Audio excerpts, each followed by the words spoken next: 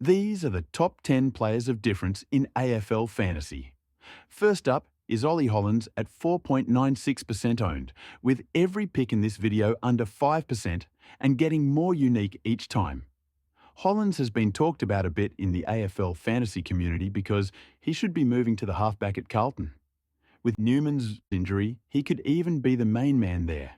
I can't remember where I read it, but I'm pretty sure a reputable source confirmed he was playing halfback, and also that Sam Docherty would not be, with the Doc instead wing and inside mid. So this could be very promising, and Roy from the Traders revealed the other day that Ollie Hollands is in his team. Priced at 62, I think he could average high 80s to low 90s. I question whether I'd rather start him or Isaac Cumming, but I may be slightly leaning towards Hollands now.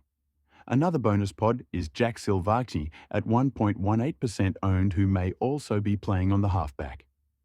The next player I want to discuss is another blue. This time it's Adam Cerra, who is currently at 4.29% ownership, although I expect this will rise significantly before the season begins.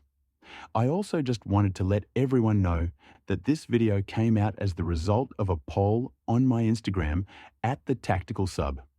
I decided to release the top 2 voted video ideas, with the other one being the top 10 fantasy football punishments, which should be coming out next week.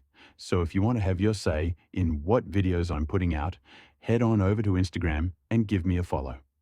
Back to Cerra, and if you saw my team reveal, he is currently sitting in my side. Adam is priced at 72, having previously averaged 97 and fully capable of averaging over 100. He is 25 plus points of value. The only worry is that he is injury prone, but it's a risk I will probably take. Now, at 4.28% ownership is Harry Perryman.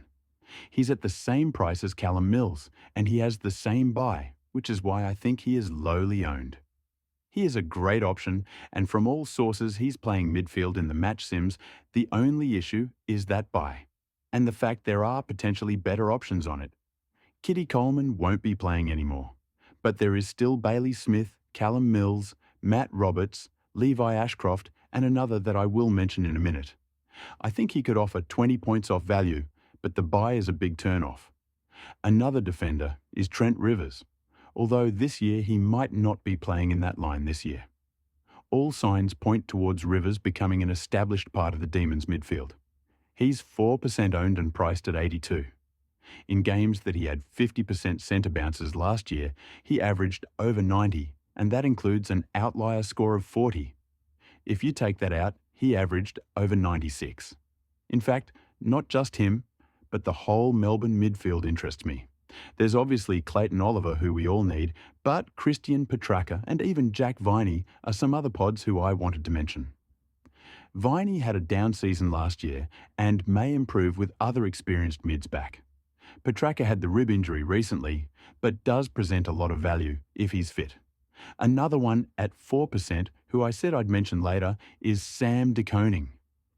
Unlike his brother Tom, Sam De Koning has not been too popular yet, as a defender priced at $560,000. He is someone who could get an increase of ruck time, which would greatly benefit his scoring. Unfortunately, the news so far this pre-season is that he won't be the number 1 ruck, as Geelong need his versatility. I think he will still improve his scoring this year, but he may not push the 85 to 90 scoring that I initially hoped he would. He also has the annoying round 3 bye. The next slot is for a Port halfback, and there are 3, maybe even 4 players with under 4% ownership who I think are worth considering. The big 3 are Kane Farrell, Logan Evans and Josh Sin, although I had Jace Burgoyne written down too. From what I hear, Sin is playing halfback a lot in the match sims and could be a great value pick. Oh whoops, it wasn't Burgoyne who I meant to say. It's Ryan Burton, who actually could be a very decent pick. He's at just 0.37% owned, which is super low. Sin is at 3%, Farrell is at 2%, Evans is at 0.94%, and if we want to include him, Burgoyne is at 0.7%. All 5 crazy low, and at least one will be a smash pick. I just don't know who yet. I want to have a look at a few cheap forwards now, because a lot of people aren't wanting to start a big F1, and this could be the answer. But just before I get to these guys, please hit subscribe down below or on the little icon in the bottom right corner. We just got to 500, which is absolutely awesome. And now we are on a mission to get to 1,000 subscribers. Please help me out. Back to the video.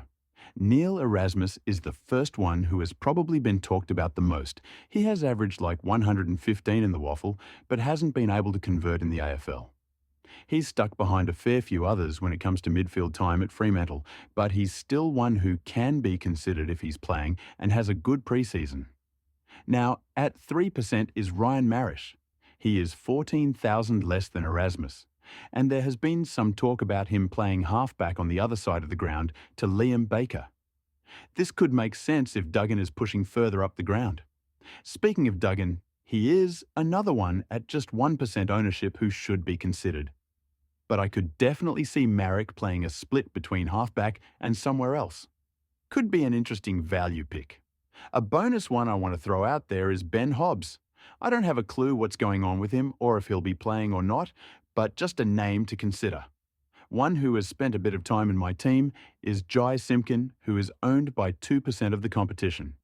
As an F1 option who has previously averaged very high 90s, I think there definitely could be some value here. This is if he has a good role. There are definitely a few ahead of him. Sheasel, Powell, LDU, and a couple others running through there. But with Wardlaw out, I think Simpkin could be able to get a decent amount of centre bounces. Maybe it's a risky pick, but it isn't necessarily a bad one. At 0.95% owned, I now present Finn Callaghan. I think Callaghan presents a fair bit of value. There are only two problems. One is that there are so many good options at his price point. You've got Clayton Oliver, Doherty, Chera, Will Day, all in the mid-700s. I don't know if I'd pick Callaghan ahead of any of these guys. But if you did, the other problem is that he has the early buy. But he does have the earliest one, so if he's going crazy, you could pick him up after the buy as a unique. The final pick I have is owned by 1.16% of coaches, which is more than Callaghan. But he's one who I have heard very little about this preseason. He is Liam Reedy, and I expect his ownership to rise significantly in the coming weeks. Reedy only played the 2 games for Fremantle last year. But now, from the match sims, we've heard he is the #1 ruck at the club, although Luke Jackson will of course still be taking some hit-outs still. Sean Darcy is also injured and will miss the start of the season, so this could be a great pick. He's priced at 39, and with this role, he could definitely averaged in the 80s or even higher. In the waffle, he averaged over 95 last season, including an average of 110 in his last 6 games. He did only score the 250s in the AFL with his centre bounces around 70%, but with a secure role, I can't wait to see what he's capable of. Thanks for tuning in.